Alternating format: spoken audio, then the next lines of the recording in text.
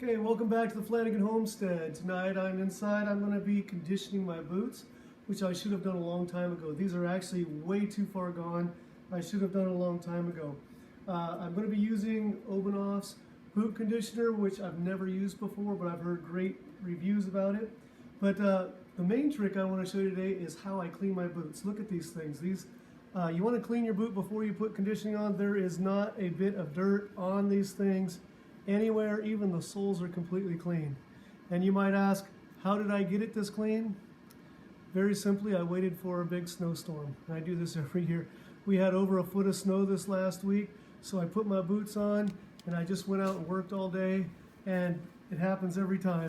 I come back in from the snow and there is not a bit of dirt on these things. And I work in mud, clay, manure all the time, and these things are horribly dirty. But after a good snowstorm, they're spotless clean. And so I left them by the fire. They're nice and dry, and I can start putting on the boot conditioner right now. Okay, besides my boots, I'm going to do my Romeos that a lot of times I go out and feed the animals in. I've heard that the Georgia Romeos, I've heard that these are just a Northwest thing, and my friends that have moved from other areas of the country haven't heard of these things, but everybody that owns a homestead farm around here has Romeos, and I'll be conditioning those today too. Okay, I have some Dana cream, but I decided to use Obenauf's. This is created by a firefighter here in the Northwest. I like to support guys that are out there doing the job and creating products.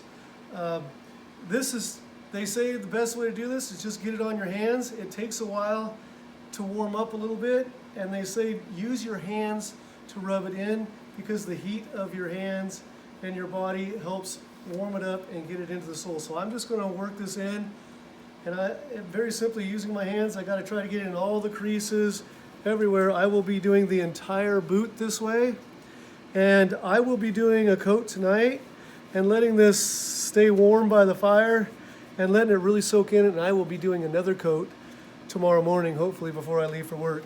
And then after work, I'm going to put these on and go to work on the property. So as I'm working on these boots, I mentioned walking around in the snow help get them clean, but that's part of the reason I should probably be conditioning these things more. When your boots are getting wet and muddy, that draws the natural oils out, and it's really hard on it. And here in the Pacific Northwest, I live just on the west side of the Cascades, and it is wet. It's at the end of February. We have 3 more months of the rainy season left, and we've already had 52.5 inches of rain here. So my boots get wet, and they really lose their oil. So even though walking around the snow is a great way to clean them, it's also one of the reasons, because of the moisture on our property, it's one of the reasons that I need to do this more, because the moisture is drawing the oil out of my boots. Okay. They say to take a rag and wipe off the excess if you want, but like I said, I should be apologizing to my boots because they're way too dry. Here's the first one I did. I did not wipe off the excess at all because it needs plenty, and my boot was obviously thirsty and has absorbed a lot of that. Here's the boot that just got done, and it looks similar to this, but you can see that there's still conditioner on it. That's probably going to get sucked in. As I said, I'm going to put a second coat on tomorrow, so I'm not even going to wipe off the excess tonight. I'm just going to let this soak into the boot. I'll put on an extra layer tomorrow morning, probably wipe off the excess then, and then these should be ready to go tomorrow night.